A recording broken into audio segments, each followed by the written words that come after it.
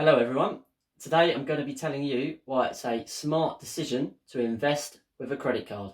I know what you're thinking. Credit cards? My mum, dad, family and friends, they've all got into debt using credit cards. But it's not the 80s anymore. I don't care what you've been told. It's 2020 and it's time to take full advantage of every opportunity that you can grab. You should get a credit card as soon as you're legally allowed. In the United Kingdom, that's 18 years old, but it may vary in different countries. The reason you should get your credit card as soon as you are legally able is because 50% of your credit card is made up of 35% of your payment history and 15% is made up of how long you've had your credit card history for. So really, you should have done this yesterday. So as soon as you can, get a credit card, because it means banks and lenders are much more likely to lend and loan you money if they can see you've got a good payment history, and the length of time you've had your credit card is much more likely to increase the probability of them giving you a larger loan. You will always get people who put credit cards in a negative light. You'll tend to find that these are the sort of people that are already poor with their money, excuse the pun, but they are not really looking for any future financial goals. So what they prefer to do is they drag people down and they put things in a negative light so they don't feel like they're going to get left behind. But what you'll find is most successful people, be it billionaires or millionaires or even just small business owners, at some point in their life they've realised that the people they are surrounded with are holding them back. So what they've all done is at some point they've realised who these negative people are and they've cut them off. And that will allow you to prosper, and you'll find that will automatically help you control your money and how you're spending it. Sometimes this can even be friends or family, but if you want to prosper, sometimes you have to make sacrifices to move forward. Having a credit card doesn't instantly mean you've got unlimited cash. There's normally a saying, don't spend the cash till it's in your pocket. Now, this is true to some extent, but with a credit card, you really want to utilise the fact that you can use it whenever and wherever you want. And no matter how small or large the purchase, put it on the credit card and pay it off straight away. This will ensure you get a really good credit score. So when you do go to a bank or any type of lender, they're going to be able to see your history and see that you pay everything you buy off nearly straight away. This means they're much more likely to lend you a higher amount of money and there'll be less barriers in the way for you to get that loan. Credit cards aren't only for the lower income. The super rich use them as well. And I know there's some great benefits to using credit cards. And there is a very elite club when it comes to the super rich for credit cards.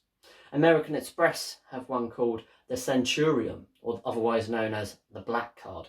It's an invite-only credit card from American Express itself, and you already have to have a card with them that you spend over $200,000 a year on. Another credit card the super rich like to use is the JP Morgan's Chase Palladium.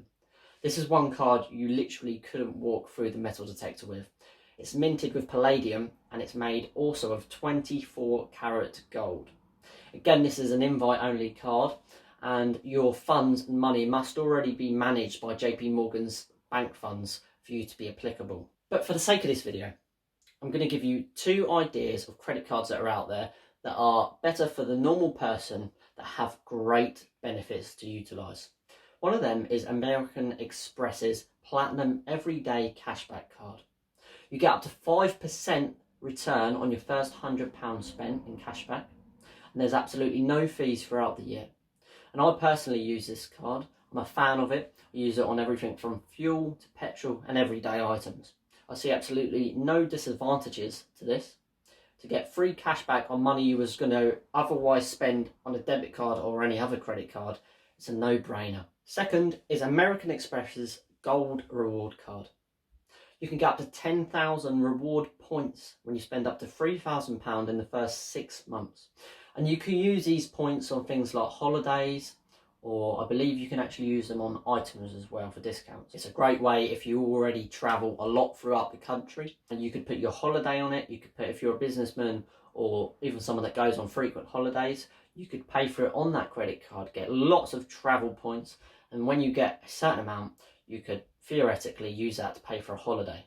Also with credit cards, they are a great safety net. Say for example you're on holiday and you've either lost your debit card, you've lost your cash, or you've simply run out of money. There is a great feeling now you've got your trusty old credit card with you.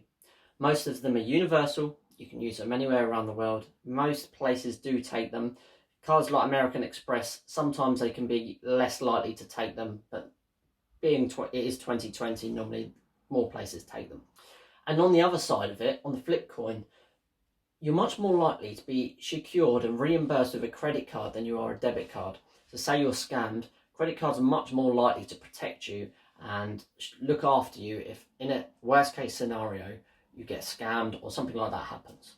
In the UK, there are around 45 credit card issuers.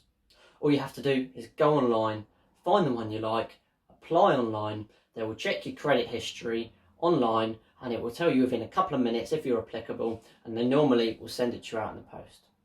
Now, I would highly recommend getting a credit card for the benefits as described. You get great cashback or point rewards. It helps with your credit score, so if you in the future want to buy a house, start up a business, lenders and banks are much more likely to read your credit score and see that you are a safe bet to put their money with. I really hope you enjoyed this video. I've certainly enjoyed making it. Please leave a like if you're still here, and it would really help the channel grow, and I would really appreciate it. If you've got any questions or comments, put a comment below and I'll get back to you as soon as I can.